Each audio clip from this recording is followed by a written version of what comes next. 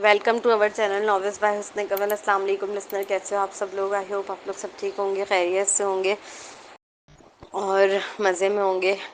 तो जनाब, आप लोगों से दरख्वास्त है कि मेरे लिए दुआ कीजिएगा बहुत सारी। मेरी तबीयत ठीक नहीं है, बस अल्लाह ताला से दुआ करिएगा, जो मेरे हक़ में बेहतर है वो हो जाए मेरे लिए। और चलिए आगे स्टार्ट करते हैं नावल, ठीक है। हुस्न कमल का नावल जुगनू की किस्त नंबर 9 है। ये तो मैंने आपको बताया नहीं था कौन सा नावल है, तो जुगनू की किस्त नंबर 9 है। आइए स्टार्ट करते हैं। वो कमरे में दाखिल हुआ तो उसे सामने ही नायाब सोती हुई नजर आई। इसकी नन्ही बाहों के हिसार में एक छोटा सा टेडी बियर था, लाल कलर का। उसे अपने सीने से लगाए इस कदर मजबूती से भींच कर सो रही थी कि मुकाबिल को महसूस हुआ कि वो डर गई है। इसे खुद पर शदीद गुस्सा आया था। आजकल वो अपना गुस्सा खुद भी कंट्रोल नहीं कर पा रहा था। मेरे ख्याल से ये अपना गुस्सा इसलिए कंट्रोल नहीं कर पा रहा है क्योंकि ये वो जो यतीम खानों में बच्चों के साथ कुछ हो रहा है, ये इसके ऊपर कुछ करेगा कैसर, आई थिंक सो। आगे राइटर साहिबा जानती हैं कि वो क्या करवाने वाली हैं। खैर, पढ़ते हैं आगे। वो बेड ग्राउंड से टेक लगाकर बैठ गया। अब वो कम उम्र लड़का फुर्सत से अपने सोते हुए जुगनू को तक रहा था। वो टेडी बियर उसकी बाहों के हिसार में कैसर को जरा अच्छा न लगा, बल्कि यूं महसूस हुआ जैसे नायाब उससे बहुत दूर हो गई हो। लो जी, कर लो गल। और बस इस दूरी के एहसास का जागना था कि अगले ही पल इस टेडी बियर को बहुत आहिस्तगी के साथ उसकी नन्ही बाहें खोलकर अलग किया, फिर खुद उसका नन्हा सा हाथ अपने रुखसार पर रखकर उसकी नाक से अपनी नाक मिस करी। उसके तकिए पर आराम से लेट गया। अब उसकी गर्म सांसें वो अपने चेहरे पर महसूस कर रहा था। सॉरी जुगनू, बहुत आहिस्तगी से लबों को जंबिश दी, जो खामोश कमरे में लम्हा भर बाद गायब भी हो गई। कैसर, मुझे सोने दो। कैसर बार बार अपनी नाक और गाल उसके नर्म व रुखसार से रगड़ रहा था। यही वजह थी कि उसकी नींद खराब हुई। वो नींद में ही चिड़चिड़ी आवाज़ में बोली, पहले उठो, मुझे बात करनी है तुमसे। मुकाबिल तेजी से गोया हुआ। यकीनन वो उसे तंग कर ही इसीलिए रहा था ताकि उसकी आंख खुले। वो नींद में ही झंझलाकर करवट लेना चाहती थी मगर वो नींद में ही झंझलाकर करवट लेना चाहती थी, मगर मुकाबिल ने उसकी कमर के गिर्द अपना मजबूत हिसार बांधकर रोक लिया, जिस पर वो मजीद झंझलाकर कैसर के सीने पर अपने हाथ जमाकर उसे खुद से दूर करने लगी। आंख खोलकर कैसर को देखने की जहमत तक ना की उसने। वैसे भी उसकी आंख कहाँ खुल रही थी। कैसर छोटे बच्चों को सोते हुए तंग नहीं करते, बैड मैनर्स होते हैं। वो नींद में झंझलाते हुए बड़बड़ाई, मैं वैसे भी बैड बॉय हूँ। वो फकराना कहता उठकर बैठा, साथ ही उसकी सोती हुई बच्ची को भी गोद में भरा।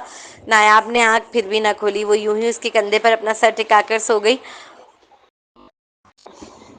वो उसे उठाकर नीचे कमरे में ले आया। नायाब के लिए ये उसका फेवरेट कमरा था, क्योंकि यहाँ कैसर के सारे म्यूजिकल इंस्ट्रूमेंट्स रखे हुए थे, जिन्हें वो छेड़ना और उनसे खेलना अपना खानदानी हक समझती थी। कैसर कितना भी उसे मना कर ले कि उसकी चीज़ों को ना छेड़े, लेकिन उसने कहाँ सुनना होता था। उसकी तो जैसे ईद हो जाती थी जब इस कम उम्र लड़के का इंस्ट्रूमेंट से भरा रूम खुलता था। कैसर को गाता और नोट्स बनाता देख नायाब को भी इन चीज़ों से लगाव हो गया था। उसके अंदर भी इंटरेस्ट डिवेलप हो गया था म्यूज़िक को लेकर। वो सोती हुई नायाब को सोफे से टेक लगाकर बिठाकर अपना गिटार ले आया था। उसके सामने चेयर लगाकर बैठा। चलो आंखें खोलो, मैं बहुत अकेला महसूस कर रहा हूँ, मुझे साथ चाहिए तुम्हारा। उसके नन्हे से चेहरे को थपथपाते हुए वो ज़बरदस्ती उसे उठाने पर तुला था। हाँ कैसर, क्या है, सोने दो ना। वो रंधी सी आवाज़ में ज़बरदस्ती आंखें खोलकर मुकाबिल को देखते हुए कुड़कुड़ाई। कैसर नहीं जानता था, जब बच्चे कच्ची नींद से उठते हैं तो बहुत चिड़चिड़े हो जाते हैं। वाकई वो नन्ही परी भी हो गई थी। मुकाबिल चाहता था कि वो उसे समझे, उस बात को समझे कि वो बहुत अकेला महसूस कर रहा है। वो किसी का साथ चाहता है, वो उसका साथ चाहता है, मगर कैसर ये बात भूल गया। नायाब बहुत छोटी है। उसकी फीलिंग्स को समझने के लिए, उसके अकेलेपन को दूर करने के लिए, उसके साथ होने वाले हादसात को समझने के लिए, उसकी ज़िंदगी में जो तूफान बरपा है उससे निमटने की ताकत देने के लिए। जुगनू प्लीज़ उठ जाओ ना, वो मिन्नत करने पर उतरा। बजाय उठने के वो सोफे पर फैल कर लेट गई। मैंने नया गाना लिखा है, मैं चाहता हूँ सबसे पहले तुम्हें सुनाऊं। उठो ना यार। वो हसीन लाउबाली लड़का अपना लिखा सॉन्ग सबसे पहले अपने जुगनू को सुनाना चाहता था, मगर उसे तो नींद प्यारी थी। जुगनू, अब उसकी आवाज़ में हल्की सी खफगी झलकने लगी। कैसर सोने दो, वो मनमनाई चिढ़ते हुए। ठीक है, सोती रहो तुम, अब नहीं सुनाऊंगा मैं तुम्हें। जब मेरा एल्बम रिलीज हो जाएगा तो पैसे देकर खरीद कर सुनना तुम। फ्री में मिल रहा हूँ ना, इसलिए कदर नहीं है तुम्हें मेरी। वो 19 साल लड़का इस लम्हे कोई बच्चा ही लग रहा था। वो चिढ़ कर उठा और वापस गिटार उसकी जगह पर रखकर आ गया। सोती रहो तुम अकेले यहाँ, मैं कमरे में जा रहा हूँ। कैसर दांत पीसते हुए कहता, उसे वहीं सोफे पर सोता हुआ छोड़कर चल दिया था। वो कमरे के दरवाजे से बाहर ही निकला था कि उसने कमाल जब से आंखें बंद की। ये क्या करता फिर रहा हूँ मैं? वो अपने दोनों हाथों से चेहरे को रगड़ते हुए खुद ही से पूछने लगा। एक गहरा सांस हवा में खारिज करने के बाद वो वापस अंदर की जाने मुड़ा। इस नन्ही परी को तो खबर तक नहीं थी कि उसके इर्द गिर्द क्या चल रहा है। پھر وہ اس پر کیسے اپنی فرسٹریشن نکال سکتا تھا؟ جگنو جلدی سے بڑی ہو جاؤ یار، مجھے بہت ساری باتیں کرنی ہے تم سے، وہ باتیں جو میں کسی سے بھی نہیں کر پاتا، یہ اکیلا پن بانٹنا چاہتا ہوں تمہارے ساتھ، جو آہستہ آہستہ کھانے لگا ہے مجھے۔ لوگ اپنا اکیلا پن بانٹنے کے لیے، اپنی خواہشات کو ظاہر کرنے و تمناؤں کو پورا کرنے کے لیے ہمیشہ ایک ساتھی کی چاہت رکھتے ہیں، اور انہیں اس ساتھی کو ڈھونڈنا پڑتا ہے، لیکن کیسر کا معاملہ یہ نہیں تھا، اسے ڈھونڈنا نہیں تھا، اسے صرف انتظار کرنا تھا اپنے جگنو کے بڑے ہونے کا، اور اب وہ بے صبری سے انتظار کرنے لگا تھا۔ اس کی پیشانی کو چوم کر اسے گود میں لیا۔ تم تو چھوڑ کر چلے گئے تھے نا، اس پیارے سے لڑکے کے کندھے پر اپنی تھوڑی ٹکائے وہ بھرائی آواز میں استفسار کرنے لگی۔ کیسر حیران ہوا، اسے تو لگا تھا اس نے سنا ہی نہیں، تبھی تو وہ اتنے آرام سے اکیلی سوتی رہی، مگر اس نے سنا تھا، اور نہ صرف سنا تھا، وہ بہت اطمینان سے پھر بھی سوتی رہی، کیونکہ اسے یقین تھا کہ وہ اسے چھوڑ کر نہیں جائے گا، وہ واپس آئے گا، اور وہ آیا۔ بچہ جس طرح آنکھیں بند کر کے اپنی ماں پہ اعتبار کرتا ہے نا، کہ اسے پتہ ہوتا ہے اس کی ماں اسے گرنے نہیں دے گی، اسے تکلیف نہیں پہنچنے دے گی، اسے اکیلا چھوڑ کر نہیں جائے گی، بالکل اسی طرح نایاب کو کیسر پہ اعتبار تھا۔ ایک وقت ماں بھی غصہ کرتی ہے، بچے کو مارتی ہے، بچہ ڈر بھی جاتا ہے اپنی ماں سے، لیکن اس کا مطلب یہ نہیں کہ اس کی محبت کم ہو جاتی ہے یا اس کا اعتبار کم ہو جاتا ہے، بلکہ جیسے ہی تھوڑا سا وقت گزرتا ہے بچہ خود ہی اپنی ماں کے پاس آ جاتا ہے۔ بالکل یہی حال تھا نایاب کا، مانا کیسر نے غصہ کیا، وہ ڈری بھی، سہمی بھی، لیکن اس کے باوجود کیسر سے محبت اور اعتبار اپنی جگہ قائم تھا۔ جیسے میں جا سکتا تھا نا، وہ منہ بسور کر بے بسی سے ایک گہرا سانس ہوا میں خارج کرتے ہوئے بولا۔ جیسے نایاب کو بھروسہ تھا کہ وہ نہیں جا سکتا، ویسے ہی اسے بھی علم تھا کہ وہ جا ہی نہیں سکتا اسے لے کر۔ وہ اپنے بیڈ روم میں پہنچا، غصہ و ناراضگی سب اپنی جگہ اور اس کا خیال رکھنا اپنی جگہ، اس پر کمبل اچھی طرح اڑا کر تکیہ عادت کے مطابق دونوں کے بیچ میں رکھ کر وہ لیٹ گیا۔ کیسر اپنے دونوں ہاتھ سر کے نیچے لگائے اب چھت کو تکتے اپنی آگے کی منصوبہ بندی سوچ رہا تھا۔ اگلا سین۔ عبد الرحمن صاحب کے اچانک اسے ڈنر پہ بلانے پر اس کا دماغ کھٹکا ضرور تھا، لیکن یہ سوچ کر اس نے زیادہ توجہ نہ دی کہ ایسا کیسے ممکن ہے کہ انہیں اس کی چھوٹی سے چھوٹی ڈیٹیل پہنچ جائے۔ بڑی سی ڈائننگ ٹیبل پر وہ دونوں باپ بیٹے بیٹھ کر خاموشی سے کھانا کھا رہے تھے۔ تم نے اپنی گاڑی بیچی ہے؟ ان کے اچانک سوال پر کیسر کے حلق میں لقمہ اٹکا۔ اگلے ہی پل فوراً ہی اس نے پانی سے بھرا گلاس منہ سے لگایا۔ تو وہ ٹھیک تھا، انہیں خبر پہنچ گئی تھی، اسے پیسوں کی اشد ضرورت تھی، اسے لگا اگر وہ اپنے والد کے سامنے لچک دکھائے گا تو یقیناً وہ اس سے پیسے چھین لیں گے، یہی وجہ تھی کہ وہ اپنے پیسے بچانے کے لیے اس نے اکڑ کا استعمال کیا۔ آپ مجھ پر نظر رکھوا رہے ہیں؟ کیسر کا برہمی سے کیا گیا سوال عبد الرحمن صاحب کی آنکھیں ٹوئسٹ کر گیا تھا۔ ایک تو چوری، اوپر سے سینہ زوری۔ یہ میرے سوال کا جواب نہیں ہے۔ عبد الرحمن صاحب شروع سے ہی کیسر کو پیسے کے معاملے میں بہت تنگ ہاتھ رکھا کرتے تھے، اس کی ہر ایکٹیویٹی پر نظر رکھتے تھے، وہ اسے اور امیر بچوں کی طرح بگاڑنا نہیں چاہتے تھے۔ کہنے کو وہ اپنے پورے کالج کا سب سے امیر لڑکا تھا، مگر زندگی وہ بالکل مڈل کلاس لڑکوں کی طرح جیتا تھا۔ حالت تو یہ تھی کہ اگر اسے چھوٹی چھوٹی پارٹیز میں گانے کی آفر ملتی پیسوں کے عوض، تو وہ اس کے لیے بھی فوراً راضی ہو جاتا تھا۔ یعنی آپ نظر رکھتے ہیں؟ وہ دانت پیستے ہوئے کھڑا ہوا، ارادہ وہاں سے بھاگنے کا تھا، یوں ہی بھرہمی دکھا کر تاکہ پیسے واپس نہ دینے پڑ جائیں۔ بیٹھ جاؤ، بات کر رہے ہیں ہم۔ عبد الرحمن صاحب نے اس کی جانب دیکھتے غرا کر حاکمانہ انداز میں کہا۔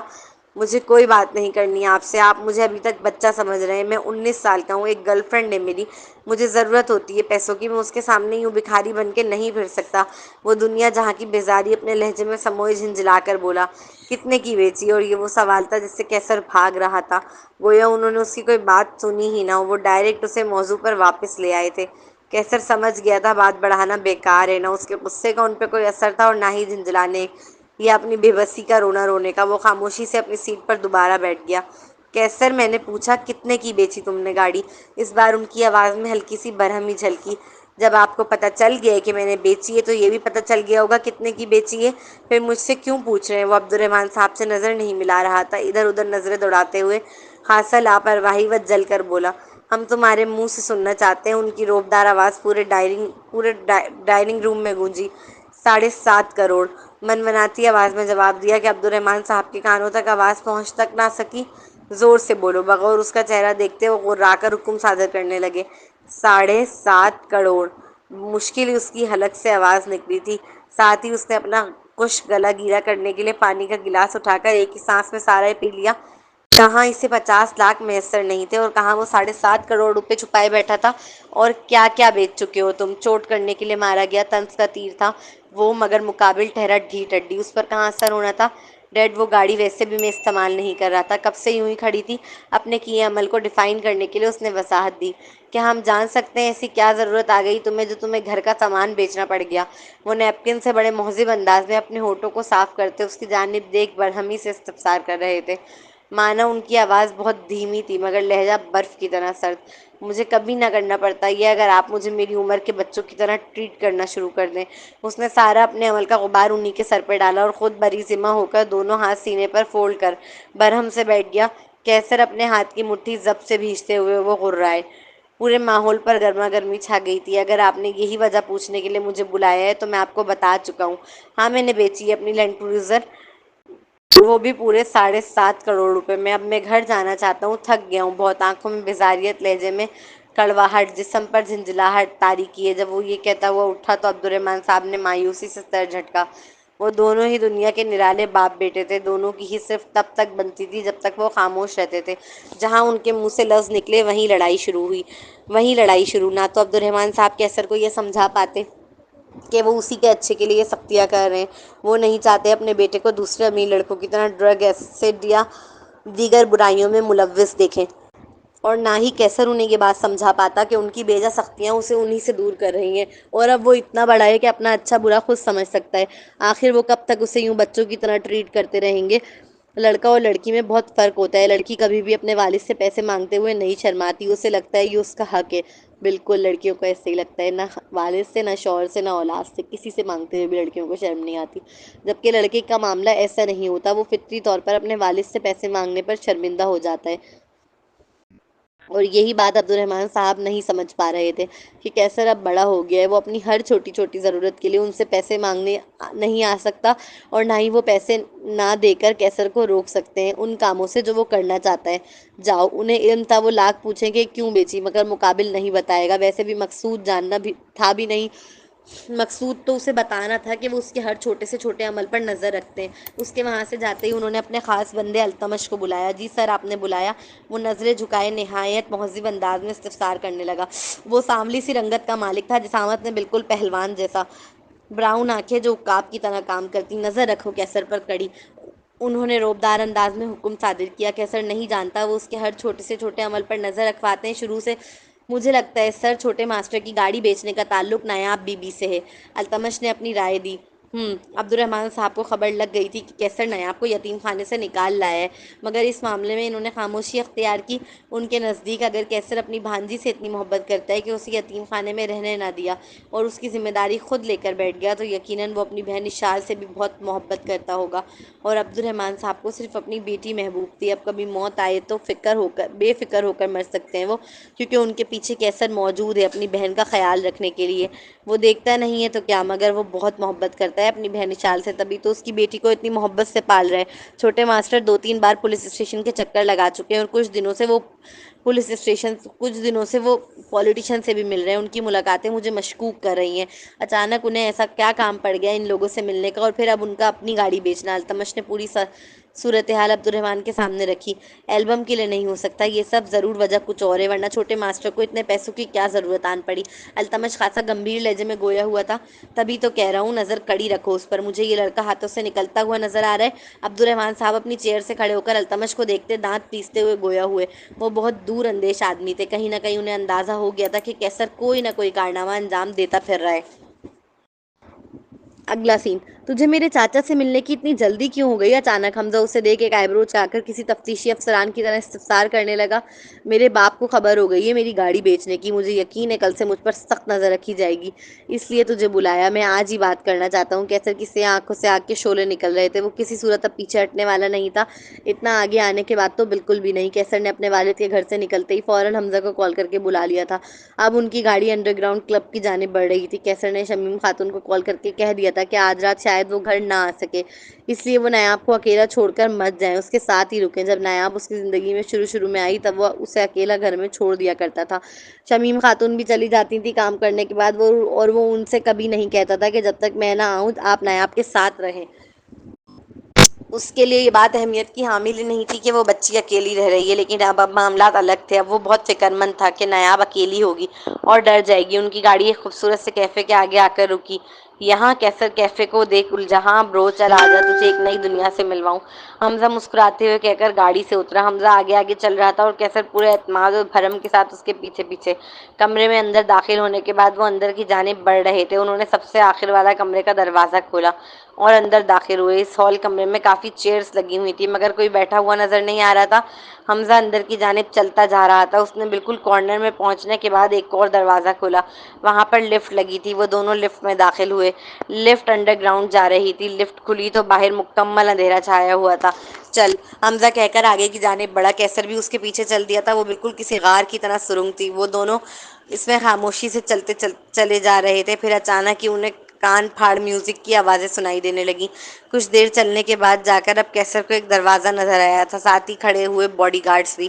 انہوں نے کیسر اور حمزہ دونوں سے ہی ان کے موبائلز لے لیے تھے، ساتھ ہی آئی ڈی کارڈ مانگا، جو حمزہ نے فوراً ہی اپنا شو کیا۔ اس کے بعد جب دروازہ کھلا تو ایک الگ ہی دنیا اس کے روبرو تھی۔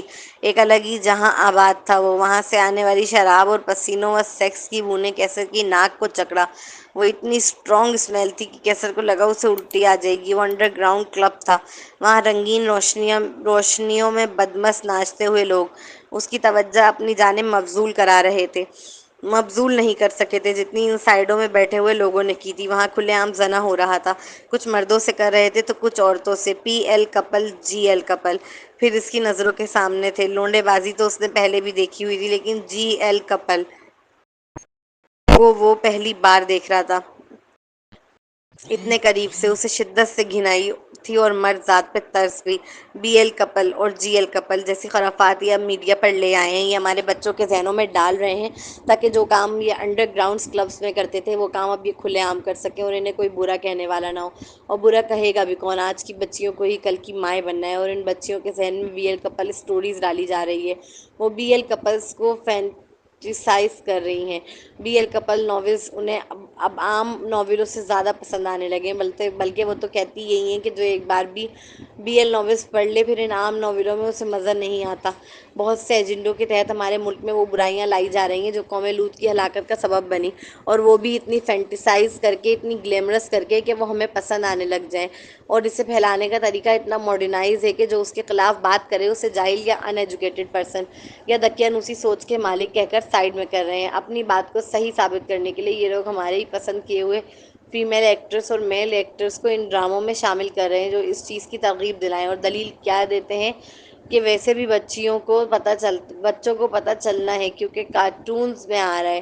ہم کہاں تک بچائیں گے بچوں کو؟ آج نہیں تو کل انہیں پتہ چلنا ہی ہے۔ ایکسکیوز می، کیا بول رہے ہیں آپ؟ ہم کیوں اپنے بچوں کو یہ بات دکھانے لگے؟ ہم کیوں اپنے بچوں کو دانستہ طور پر آگ میں دھکیلنے لگے؟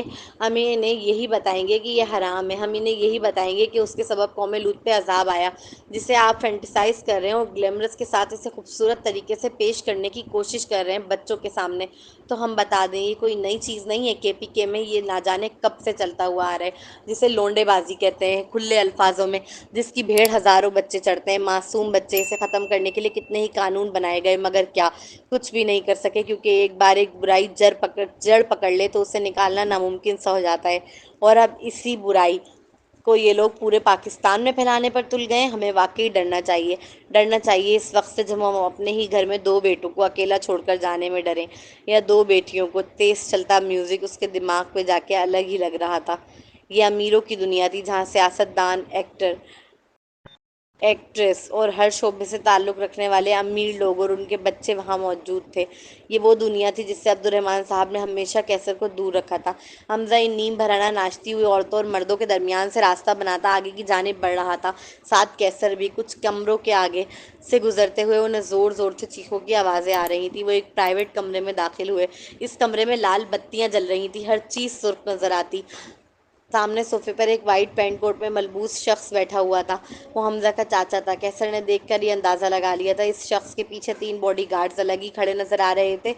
بلیک پینٹ کوٹ میں ملبوس چاچا جان، کیسے ہیں آپ؟ حمزہ مسرت بھرے لہجے میں کہتا۔ ان کے آگے ان کے گلے ملا، جبکہ کیسر نے صرف ہاتھ ملانے پر اکتفا کیا۔ ہاتھ ملاتے وقت کیسر ہاتھ اوپر سے لے کر آیا ان سے ملانے کے لیے، نہ کہ نیچے یا برابر سے، جو مقابل کو یہ بتانے کے لیے کافی تھا کہ اس وقت وہ کسی عام لڑکے سے ہاتھ نہیں ملا رہے، وہ کیسر عبد الرحمن یوسف سے ہاتھ ملا رہے ہیں۔ اور یہ فرسٹ امپریشن ہی اس کا خاصا جاندار تھا، مانا وہ انڈر گراؤنڈ کلبز پہلی بار آیا تھا اپنی پوری زندگی میں، مگر اس نے اپنی باڈی لینگویج سے بھی اس بات کو ذرا بھی ظاہر نہ ہونے دیا۔ کیسر یہ میرے چاچا ہیں، فیضان جٹ۔ حمزہ ان دونوں کا تعارف کرانے لگا۔ سیکس کے کمرے میں اتنی بدبو تھی کہ کیسر کے لیے سانس لینا بھی محال ہو رہا تھا۔ سیکس کی کمرے میں اتنی بدبو تھی کہ کیسر کے لیے سانس لینا بھی محال ہو رہا تھا۔ کیسر رائٹ سائڈ پر رکھے صوفے پر بیٹھا اور حمزہ لیفٹ۔ حمزہ نارمل انداز میں بیٹھا تھا، جبکہ کیسر صوفے سے ٹیک لگا کر ایک پاؤں پر دوسرا پاؤں رکھے سیدھے ہاتھ کو صوفے کے اوپر حصے پر ٹکا کر نہایت شاہانہ انداز میں بیٹھا۔ وہ بالکل ایسے بیٹھا تھا جیسے کوئی بادشاہ اپنی سلطنت کے سامنے بیٹھتا ہے۔ اس کے پروقاریت بیٹھنے کے انداز سے ہی جھلک رہی تھی۔ کیسر عبد الرحمن مقابل کو کوئی عام سا 19 سالہ لڑکا نہیں معلوم ہوا۔ حمزہ نے بتایا، تم ملنا چاہتے ہو مجھ سے؟ فیضان جٹ نہایت تحمل سے اس طرف تکتے ہوئے استفسار کرنے لگے۔ جی، جواب فقط ایک لفظی، کیوں؟ سامنے بیٹھا لڑکا کوئی لچک نہیں دکھا رہا تھا ان کے آگے، اور یہ بہت بڑی بات تھی ان کے لیے، ورنہ جس مقام پر وہ فائز تھے لوگ ان کے آگے جھک جاتے ہیں اپنی طاقت بڑھانے کے لیے۔ جہاں تک مجھے پتہ ہے تم عبد الرحمن یوسف کے بیٹے ہو، تمہارے پاس آلریڈی بہت طاقت ہے۔ فیضان جٹ فوراً ہی بول پڑا۔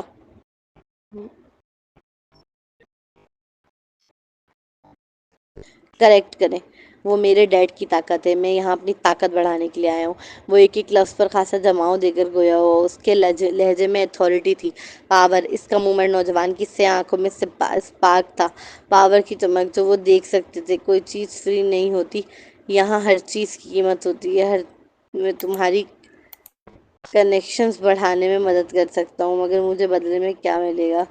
وہ ہلکا سا معنی خیزی سے مسکرا کر پیچھے ہو کر بیٹھتے ایک آئی برو اچکا کر پوچھ رہے تھے، کتنا چاہیے آپ کو؟ نہایت بے نیازی کے ساتھ استفسار کیا، جسے پتہ نہیں کتنا خزانہ لے کر بیٹھا ہو۔ جبکہ وہ اور حمزہ دونوں جانتے ہی تھے کہ صرف ان کے پاس 7.5 کروڑ روپے ہیں، اس سے زیادہ کی اگر انہوں نے مانگ کی تو وہ نہیں دے سکے گا، لیکن اس کا باوجود وہ اپنا جھوٹا برم قائم رکھے ہوئے تھا۔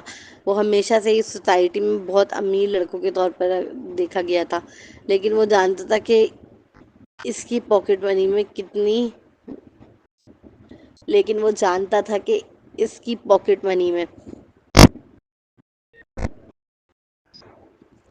کتنی نپی تلی ہے۔ وہ جانتا تھا کہ کالج لائف میں ہونے کے باوجود اس کا بینک اکاؤنٹ عبد الرحمن صاحب کے بینک اکاؤنٹ سے جوائنٹ ہے، جس کی وجہ سے وہ کبھی بھی بغیر ان کی اجازت کے زیادہ پیسے نہیں نکال پاتا۔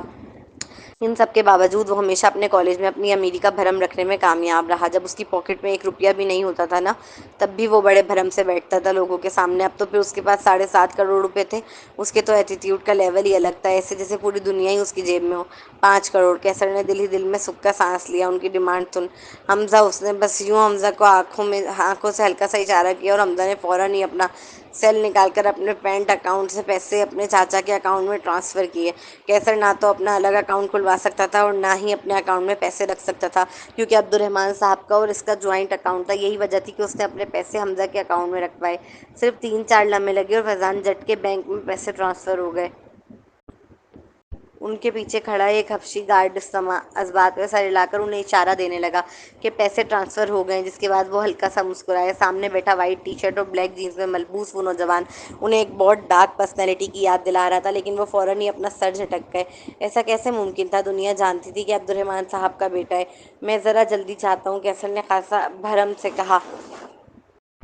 اتنی کم عمری میں طاقت کی اتنی بھوک! فیضان جٹ رہ نہ سکے تھے بولے بغیر، جس پر وہ فقط مسکرا دیا۔ یہ لسٹ ہے 42 بندوں کی، جن سے میں میر ملاقات کر چکا ہوں، میر ملاقات بڑھانا چاہتا ہوں۔ اور اس وقت کیسر نے اپنی جیب سے لسٹ نکال کر ان کے آگے بڑھائی۔ ان لوگوں سے، انہوں نے لسٹ کھول کر دیکھی۔ اس لسٹ میں کچھ سیاست دانوں کے نام تھے، تو کچھ NGOs اور ویلفیئر چلانے والوں کے، اور کچھ پولیس آفیسرز کے، اور کچھ ایسے لوگوں کے بھی جنہیں وہ پرسنلی جانتے تک نہیں تھے، مگر نام سن رکھا تھا ان کا۔